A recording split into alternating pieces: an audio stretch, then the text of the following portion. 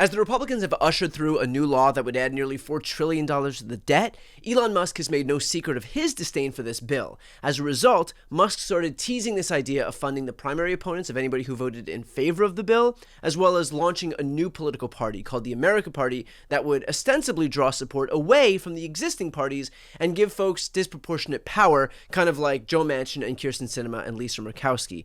Yesterday, Musk took to Twitter writing, "Independence Day is the perfect time to ask if you want independence from the two-party, some would say uniparty, system." He then included a poll asking if you should start it, and 2/3 said yes, which was followed today by this tweet, wherein he wrote, "By a factor of 2-1, you want a new political party and you shall have it. When it comes to bankrupting our country with waste and graft, we live in a one-party system, not a democracy. Today, the America Party is formed to give you back your freedom." Now, a few points here. First and foremost, will Elon actually do it? Who knows? The guy lies almost as much as the president whose campaign he funded. Elon predicted autonomous Tesla robo-taxis in 2019. Didn't happen. He predicted a cross-country summon feature in 2016, where even if you're in LA and your car is in New York, you could still summon it to you. Still doesn't exist. He repeatedly declared that SpaceX will put humans on Mars by the mid-2020s. Didn't happen. In 2016, he claimed that the first manned mission would happen by 2024, paving the way for a full Mars colony. It didn't. He promised a revolutionary 700-mile-per-hour transportation system called the Hyperloop. Doesn't exist. Politically, when he bought Twitter, remember this promise? For Twitter to deserve public trust, it must be politically neutral, which effectively means upsetting the far right and the far left equally. Or how about this one? Just to be super clear, I'm not donating money to either candidate for US president. In other words, Elon is very often full of complete shit. He lies as freely as he speaks. So when he says that he's going to start a new political party, you can take it with a grain of salt because, well, bullshitter's bullshit. But let's humor what Elon said and give him the benefit of the doubt just for the purposes of this video. If this does happen, the question then becomes, who will this hurt more, the Democrats or the Republicans? Well, let's consider this for a moment. You've got a political party that is started by a guy who just spent over $250 million to elect solely Republicans. He appeared alongside Donald Trump nearly every day for months. He worked in Donald Trump's White House. He bought Twitter and amplified only right-wing accounts while suppressing the reach of left-wing accounts. According to Pew, Musk has 73% favorability among Republicans and 12% favorability among Democrats. So when this guy launches a political project, who do you think this is going to appeal more to? SpaceX might be rocket science, but this isn't. In fact, even Elon's own AI tool, Grok, agreed. When asked by one right-wing operative, quote, "Would the creation of the America Party help elect more Democrats?" Grok replied, "Yes, forming the America Party would likely elect more Democrats by splitting the Republican vote, as third parties historically split for their ideological kin. For example, Perot aiding Clinton in 1992, polls show Musk's base is right-leaning, amplifying his reach."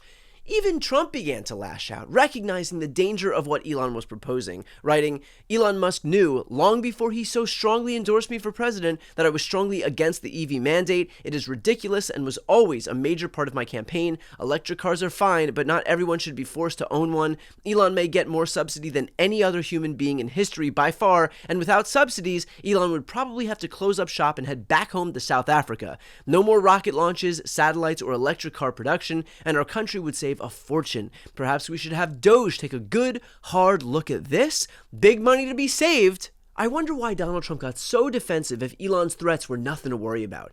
And so if and when Elon goes ahead with this plan, it's also worth considering why he's complaining so much to begin with. After all, if he's upset with the way that things are going, he's got pretty much one person to blame, himself. Dude spent over, again, $250 million ensuring that Trump and Republicans took power. So if he suddenly got all these issues with how the governing party is comporting itself, he should probably take a long look in the mirror.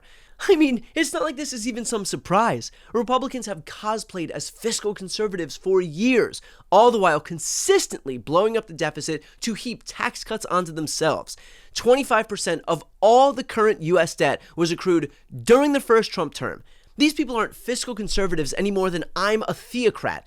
And by the way, Elon himself is no fiscal conservative either. He had full range of the government with Doge, and instead of going after the principal purveyor of waste, fraud, and abuse, the Pentagon, which has failed 7 straight audits, he went after USAID, which accounts for all of 0.5% of the budget, but which also was investigating him and his companies. He went after the Consumer Financial Protection Bureau, the CFPB, which is actually a net positive for American consumers who've been defrauded by banks, but which would have had oversight into him and the payment processing platform on X. He went after the Department of Labor, the National Labor Relations Board, the EPA, all agencies that had oversight of him and his companies. In other words, he had the perfect, rare opportunity to actually eliminate waste, fraud, and abuse, and instead squandered that opportunity helping himself and his own bottom line. He's not some champion for fiscal conservatism, fiscal responsibility. He is a greedy kleptocrat who looked out for literally one person when he had free reign of government. So it's pretty rich that he's once again presenting himself as this white knight when he's exactly the kind of self-dealing fraud that he pretended to want to rein in with Doge. Granted, in talking about third parties, this isn't without risk for the left either, despite how unpopular Elon is with Democrats. And so my only message for anybody within this pro-democracy coalition out there is to remember that you only gain power one way, by getting more votes than the other side. So if they want to splinter the Republican Party into 2 parties, let them. Do not be lured by Elon's promises of some great centrist party that represents the broad middle. Elon is not a centrist. He is a far-right technocrat whose sole goal in life is to make himself and himself alone richer. He doesn't want some big center party. He wants to be the most powerful person on earth. Do not be fooled by his rhetoric, because we've been here before. In other words, if you're part of the pro-democracy coalition, this is not the time to screw around and splinter off. Take the opportunity, vote as one block, gain power, and exercise that power.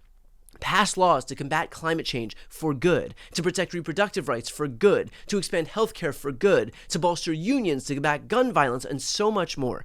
And look, I want to be clear that I obviously understand the allure of a new party, but it's worth remembering here that A, Elon Musk is a bad actor, and more power or influence in his hands will be as bad as Donald Trump, and B, no political party is perfect, nor will it ever be, but it's not supposed to be. Our parties are vehicles to power and nothing more, and the right understands that. Trump does, Elon does, Republicans do, but Democrats often don't. We impose purity tests and demand perfection and complete 100% alignment. And the truth is that we have to get over this idea that anything short of perfection is a reason to abandon the party, because the party is the only vehicle we have right now to defeat the right, imperfect though it may be. That's not to say that we can't demand better from our elected officials and our leaders in the House and the Senate within the Democratic Party, because we should, and in fact, we must. But the reality is that this is the only viable option, the only viable vehicle we have to defeat Trumpism and authoritarianism and Elon Muskism as well. Before you go, if you enjoyed this content and you want to see more and support independent media, please subscribe to this channel. The subscribe button will be right here on the screen. But second, the reality is that we are now in a political environment where this administration can lean on any of the social media platforms to suppress certain voices if they don't like critical coverage. That means my longevity here is in the hands of a few tech billionaires who are already making it clear that they are willing to cater to this administration. To that end, signing up for my newsletter is a way for me to reach you directly if that ever becomes necessary. I'll put the link right here on the screen as well, so please sign up. It's free, but there's also an option to do a paid subscription if you'd like to support me and my team. I really appreciate it. Thanks so much for watching.